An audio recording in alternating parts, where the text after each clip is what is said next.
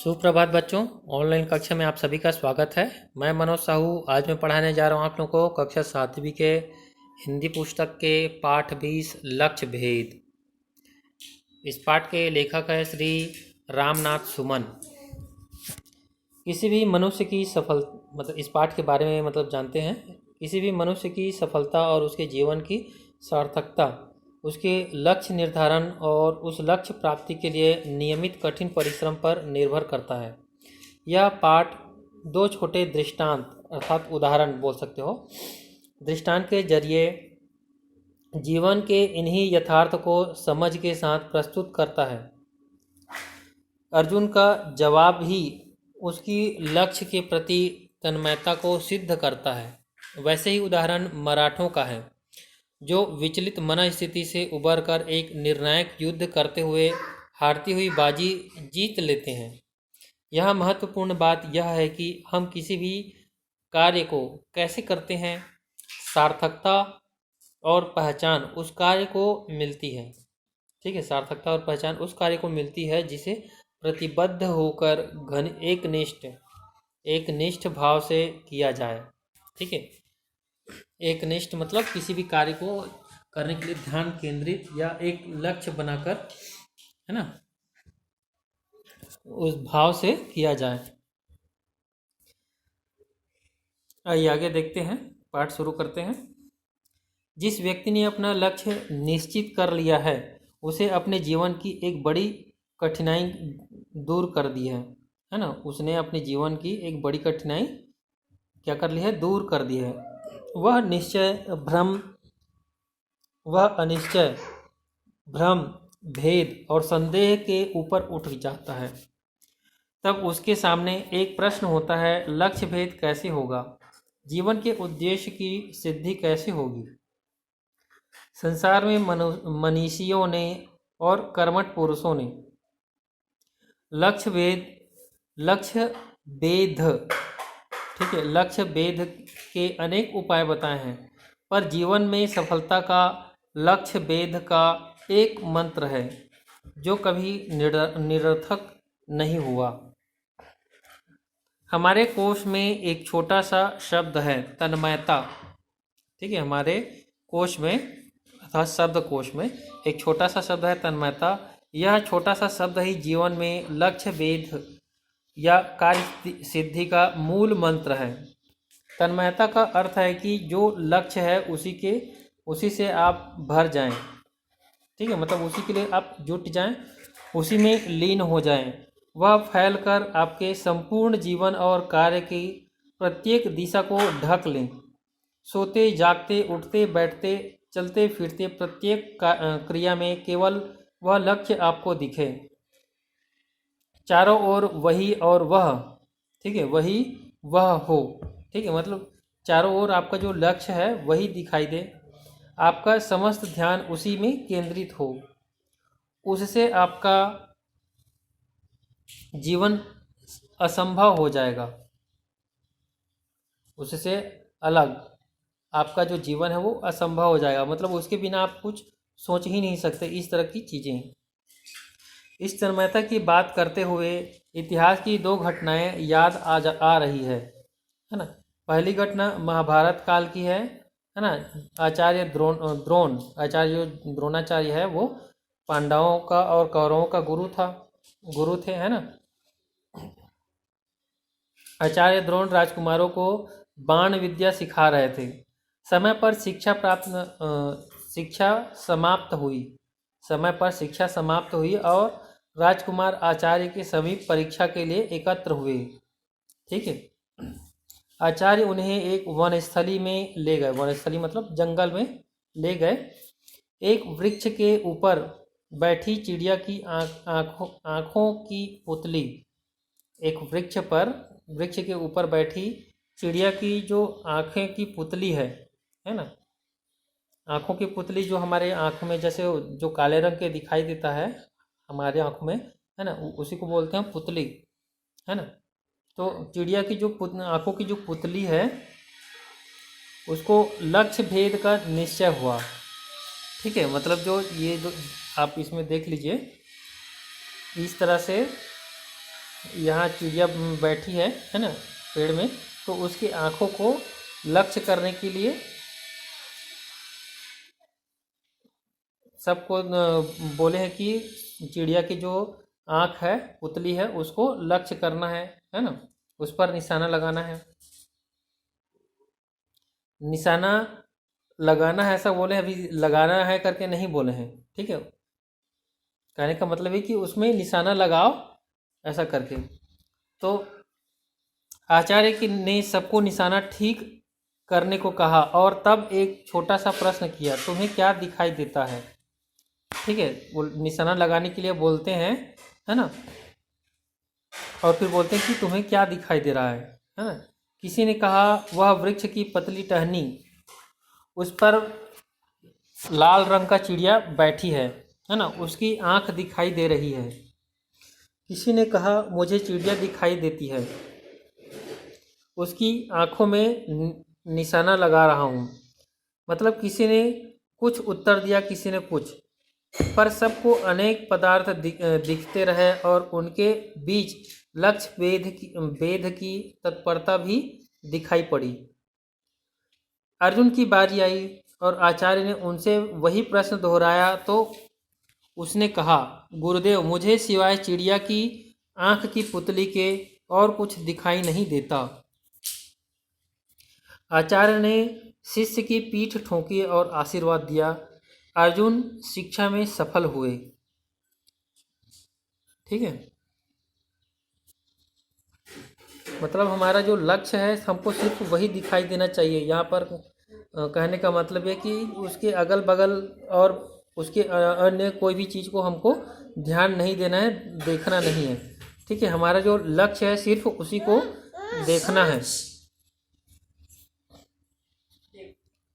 गुरुदेव की चलिए आगे दूसरी जो घटना है वो देखते हैं। दूसरी घटना मराठा इतिहास की है।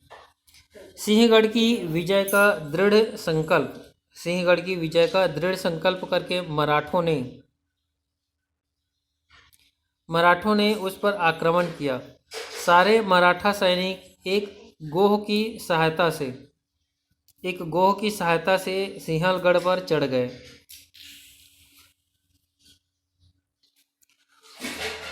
घोर युद्ध हुआ। युद्ध में उनका नेता तानाजी मारा गया। उनके मारे जाते ही मराठों की सेना हिम्मत हारकर भागने लगी और जिस रस्से के बल चढ़कर ऊपर किले पर आई थी उसी के सहारे नीचे उतरने का इरादा करने लगी। तानाजी के छोटे भाई सूर्य जी ने जब यह देखा तो आकर चुपके से रस्से का किले की ओर वाला हिस्सा काट दिया। ठीक है, जब उन्होंने जो तानाजी के जो छोटा भाई है सूर्य जी, उन्होंने जब ये देखा कि बाकी जो उसके जो सैनिक है वो सभी मराठे जो है वो भागने लगे हैं, हार कर भागने लगे हैं करके, है ना, तो उन्होंने क्या किया, सूर्य जी ने यह देखा तो अचानक चुपके से रस्से का किले की ओर वाला हिस्सा काट दिया और जब मराठे उधर भागे तो चिल्लाकर कहा, मराठों भागते कहाँ हो, वह रस्सा तो मैंने पहले ही काट दिया। जब मराठों ने देखा कि निकल भागने का कोई उपाय नहीं है तब सब कुछ भूलकर ऐसे लड़े कि सिंहगढ़ विजय कर लिया। ठीक है, यहाँ पर देखिए कि ये जो रस्सी है, सूर्य जी जिस रस्से के सहारे छत पर आए थे सभी मराठे, ठीक है, तो वापस जाने के समय वो जब वापस जा रहे हैं सभी मराठे करके, हार कर भाग रहे हैं, जा रहे करके, तो उन्होंने क्या किया, उस रस्सी को ही काट दिया। ठीक है, और फिर बोलता है कि मैंने तो उस रस्सी को पहले ही काट दिया है करके, तो अब उनके पास बचने के लिए जगह ही नहीं है, इसलिए अब कोई दूसरा रास्ता नहीं है करके उन लोगों ने फिर ऐसे लड़ाई किए कि उनको सिंहगढ़ पर उनका विजय हो गया, विजय मिल प्राप्त हो गया उनको, है ना, विजय कर लिया सिंहगढ़ पर। चलिए आगे देखते हैं। ये आप देख सकते हैं पिक्चर में दिखाई भी दे रहा है। इसी रस्सी के सहारे सभी मराठी ऊपर चढ़े थे। ठीक है, और जब वापस हार कर सभी उसी के सहारे वापस जाने लगे तो सूर्य जी ने क्या किया, रस्सी को ही काट दिया ताकि कोई मराठा वापस जा ही नहीं सके। हाँ, जिस इससे हुआ क्या, कोई दूसरा रास्ता नहीं होने के कारण उन्होंने ऐसा लड़े, युद्ध किए कि सिंहलगढ़ पर विजय प्राप्त हो गया, उनको जीत मिल गई। दोनों घटनाएं स्वयं अपनी बात कहती है। अर्जुन की उस परीक्षा के बाद हजारों वर्ष बीत गए, पर आज भी जीवन की परीक्षा में कोटि कोटि मनुष्यों के सामने, मतलब करोड़ों मनुष्यों के सामने आचार्य द्रोण का वह प्रश्न उपस्थित है, तुम्हें क्या दिखाई देता है ना। इस प्रश्न के उचित उत्तर पर ही जीवन की सिद्धि निर्भर है। मानव जीवन की सफलता असफलता की यह एक चिरंतन कथा है। ठीक है, मतलब बहुत पुराने समय से आ रहे कथा है ये। यह उत्तर लक्ष्य भेद का ही उपाय बताता है। यह उत्तर लक्ष्य भेद का एक ही उपाय बताता है, लक्ष्य में तन्मयता। जहाँ साधक लक्ष्य में तन्मय है वहाँ उसे और कुछ दिखाई नहीं देता। जहाँ वह सब कुछ भूल गया है, अपने चारों ओर के ध्यान बांटने वाले पदार्थों को भूल गया है, लक्ष्य है और कुछ नहीं। वहाँ लक्ष्य वेद जो है वो निश्चित है। ठीक है, हम किसी भी चीज़ के लिए निश्चय कर लेते हैं और सिर्फ हमारे दिमाग में, मन में सिर्फ वही चीज़ हमारे दिमाग में अगर चले तो हम निश्चित रूप से उस पर सफलता प्राप्त कर सकते हैं। दूसरी घटना भी यही कहती है कि जब तक रस्सा काटकर पीछे लौटने की संपूर्ण संभावनाओं का अंत आपने नहीं कर दिया, ठीक है, तब तक लक्ष्य से मन को इधर उधर हटाने वाला एक भी साधन आपने बचा रखा है, तब तक लक्ष्य भेद नहीं होगा। ठीक है, जो सूर्य जी है वो रस्सी काट देते हैं तो मराठों के पास वापस लौटने का कोई दूसरा माध्यम या साधन नहीं है, इसलिए वो अब कैसे भी हो, नहीं तो हम मारे जाएंगे करके वो फिर ऐसा लड़ाई किए कि पूरा ताकत लगा दिया, है ना, तभी वो उस लक्ष्य को भेद सके। इन दोनों में एक ही बात दोहराई गई है कि लक्ष्य में चित्त को केंद्रित करके लक्ष्य भेद करो। धनुष से छूटने वाला बाण वायुमंडल में यहाँ वहाँ नहीं घूमता, वह अपने चारों ओर के पदार्थों से नहीं उलझता, वह दाएं बाएं इधर उधर ऊपर नीचे नहीं देखता, वह जिस क्षण छूटता है उसी क्षण से अपने लक्ष्य में केंद्रित होता है।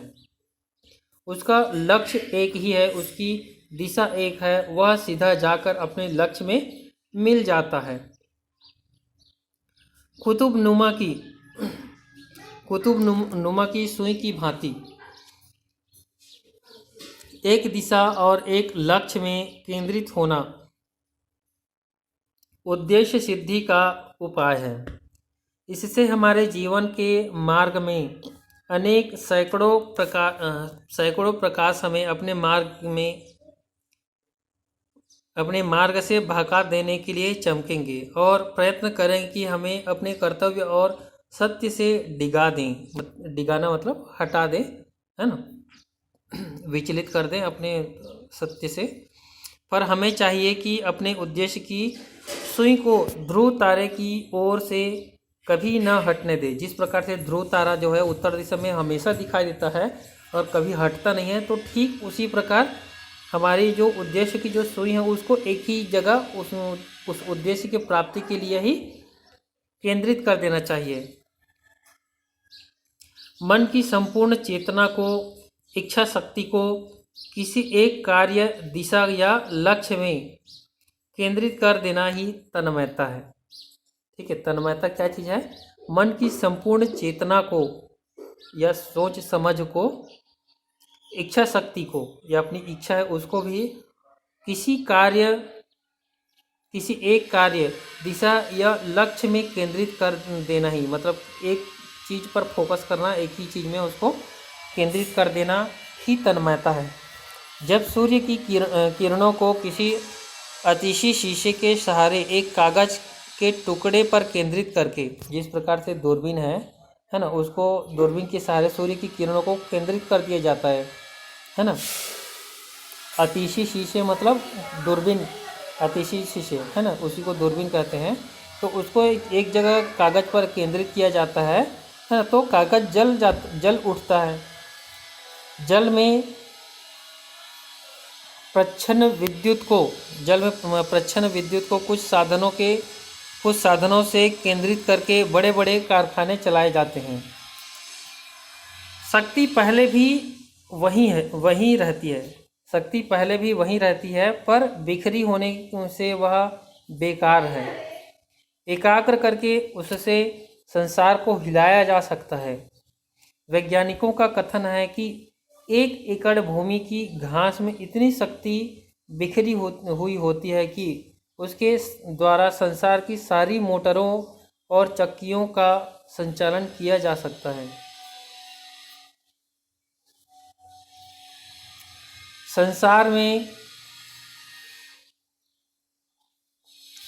संसार में काम करने वाले बहुत हैं, काम को बोझ समझकर करने वाले और भी अधिक, ठीक है, काम को बोझ समझकर करने वाले और भी अधिक, पर लक्ष्य के प्रति समर्पित होकर उसमें एकनिष्ठ होकर काम करने वाले बहुत थोड़े हैं। पर ये थोड़े से मनुष्य ही हैं जो संसार को हिला देते हैं, जो अपनी एकाग्रता से जीवन में सफलता प्राप्त करते हैं। आप अपने लिए जो भी लक्ष्य चुनिए, उसमें अपने मन और शरीर, अपनी संपूर्ण शक्तियों को केंद्रित कर लीजिए। वह और आप एक हो जाइए। दुनिया को भूल जाइए, अपने को भूल जाइए, केवल लक्ष्य के दर्शन कीजिए। ठीक है, मतलब जो लक्ष्य है उसी को देखिए, उसी पर ध्यान केंद्रित कीजिए, तब उसे बेध लीजिए। ठीक है, और तब उसे बेध लीजिए। संसार आपका है, जीवन आपका है, सफलता आपकी है ना। मतलब हमको कोई भी चीज़ अगर कार्य करना है ना, तो पहले हमारा जो उद्देश्य है ना, उस पर हमारा ध्यान केंद्रित होना चाहिए। बाकी अन्य किसी भी चीज़ को हमको ध्यान नहीं देना चाहिए। इस तरह से ये पाठ हमारा समाप्त हो गया।